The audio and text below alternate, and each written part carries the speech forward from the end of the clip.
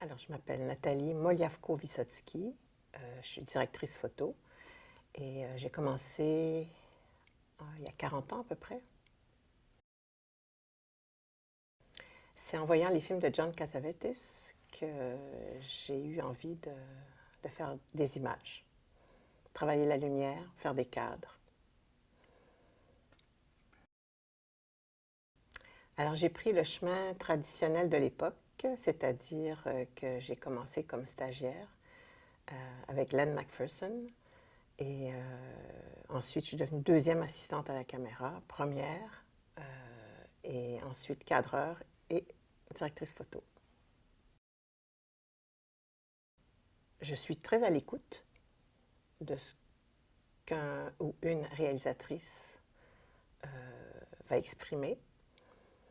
Ensuite, je dirais que j'aime regarder, j'aime voir et j'aime regarder beaucoup la lumière, que ce soit dans la nature, dans les villes, dans les tableaux. Et donc, j'ai un certain œil, j'imagine, pour la lumière, recréer la lumière. Moi, je me vois comme l'allié de la personne qui réalise, euh, une complice.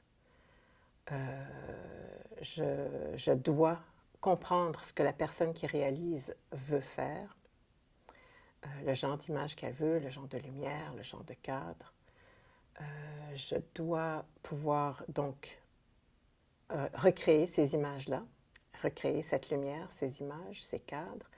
Et aussi, je dois avoir une équipe qui est solidaire, solidaire de la personne qui réalise. Donc, dévouée, engagée. Et il faut avoir une très bonne communication. Donc, il faut que moi j'ai une bonne communication avec les gens avec qui je travaille et que je puisse transmettre ce qu'on veut réaliser. Moi, j'ai pas tellement eu à lutter parce que il n'y avait pas de femmes à l'époque. En tout cas, au Québec, j'étais la première à rentrer, si tu veux, dans le cinéma. Tu sais, il y en avait en documentaire, mais film de fiction, il y avait pas de femmes à la caméra à l'époque. Et donc, ben, les hommes étaient ravis d'avoir une femme qui se joigne à eux. Je dirais que la plus grande lutte, c'est peut-être encore aujourd'hui, c'est de réussir à avoir le même salaire qu'un homme directeur photo. Pour moi, il y a deux choses, mais il y en a peut-être plus que ça. Le fait de vouloir fonder une famille, d'avoir des enfants, peut-être que ça restreint certaines femmes dans leur envie de faire ce métier. Et l'autre chose, c'est qu'il y a énormément de compétition. Alors, peut-être que ça en décourage quelques-unes. C'est un milieu ben, écoute, submergé de gens qui veulent faire la caméra, submergé de gens qui veulent réaliser. Alors, il faut vraiment en avoir envie pour le faire. J'aurais voulu qu'on me dise peut-être d'être plus à l'écoute, de mieux regarder, de mieux intégrer toutes ces sensations pour être capable moi-même ensuite de me connaître mieux. Mais c'est plus au niveau personnel que au niveau de mon travail comme créatrice d'images. Ça prend une grande sensibilité, je pense. Une sensibilité. Euh, il faut sentir ce que.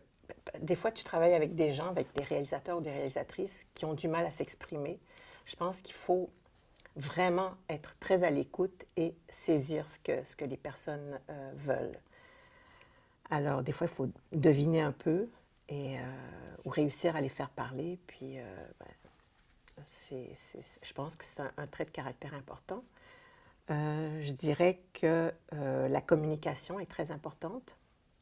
Communiquer avec son équipe, être capable de leur dire d'être clair sur la façon dont on veut travailler, comment on veut éclairer. Il faut être rassembleur. Il faut vraiment, vraiment être rassembleur, je pense. Il faut réussir à créer une atmosphère de travail, pas seulement une atmosphère dans les images, par la lumière et les cadres, mais aussi sur le plateau, créer une atmosphère, une zone de confort pour la personne qui réalise. Des leçons, c'est plus découvrir des gens, je pense, plus que des leçons. C'est découvrir des gens, découvrir leur façon de travailler, leur façon de se comporter avec les gens autour d'eux. C'est plus, je dirais, un rôle, un niveau humain que des grandes leçons. J'ai appris à éclairer parce que j'ai travaillé avec des bons directeurs photo, des hommes, ça donne, qui me demandaient de faire des plans de plateau avec les lumières, les diffusions, les drapeaux et tout. Alors, mais des grandes leçons, c'est plus au niveau humain. Un petit peu en faisant de la télévision, mais au niveau de travailler sur un long métrage, que ce soit en digital, en film, y a pas vraiment, pour moi, il n'y a pas vraiment une différence. Je dirais que le fonctionnement en télé, surtout maintenant, depuis quelques années, là, assez récemment, c'est devenu un peu... En fait, quand j'ai commencé, le cinéma, ce n'était pas une industrie. Ça ne s'appelait pas comme ça. Maintenant, c'est devenu une industrie. Alors, c'est un petit peu ce que je remarque comme changement important. Ma carrière, je ne suis pas folle de ce mot-là, mais bon. Ça a été de travailler avec une réalisatrice comme Nathalie Saint-Pierre sur son film Catimini, travailler avec Denis Arcand, travailler avec Marc-André Forcier. Ce sont des moments qui ont été des films absolument très importants pour moi. Mais j'ai travaillé aussi avec des étrangers, avec Robert Altman. J'étais focus puller à l'époque. Et j'ai adoré cet homme. J'ai trouvé que c'était un génie et un être humain extraordinaire. Même chose pour David Mamet.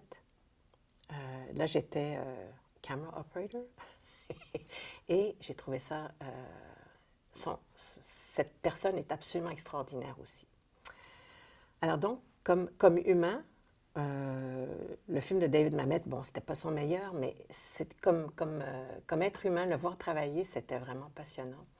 Et en français, c'était Claude Miller, avec qui j'ai travaillé. J'ai trouvé ça fantastique. Quand je l'ai rencontré, je faisais sa deuxième équipe à la direction photo, et il m'a dit, écoutez, ce que j'attends de vous, c'est que vous me surpreniez, c'est tout.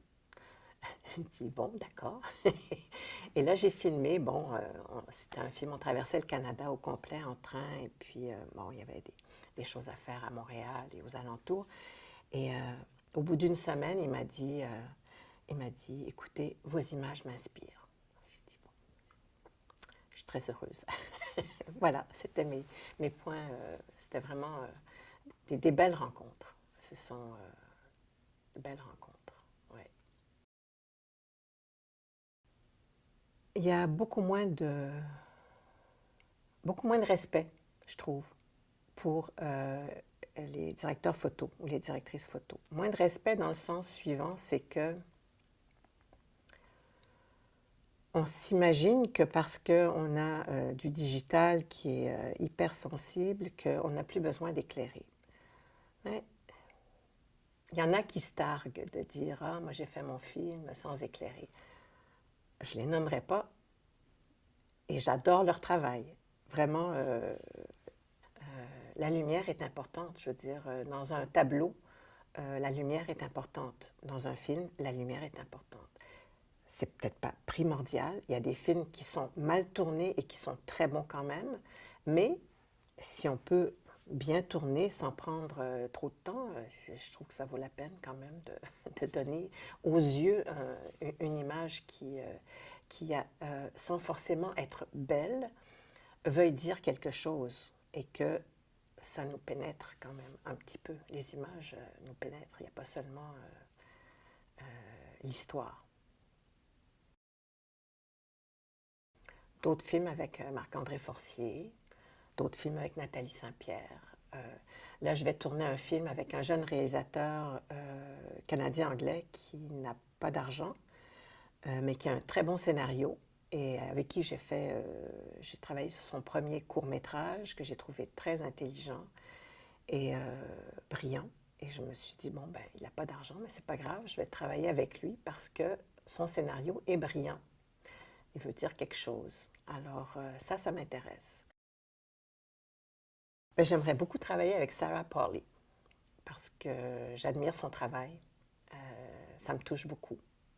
Alors, ce serait avec elle. Ah, puis, ce que je voulais dire aussi, c'est sur des documentaires, parce qu'on parle, j'ai pas parlé de documentaires, mais j'ai eu plein de points culminants aussi en documentaire, en rencontrant des gens qu'on filmait absolument magnifiques. Ça, ce sont des gens que les gens ne connaissent pas, qui ne sont pas connus, mais des gens extraordinaires.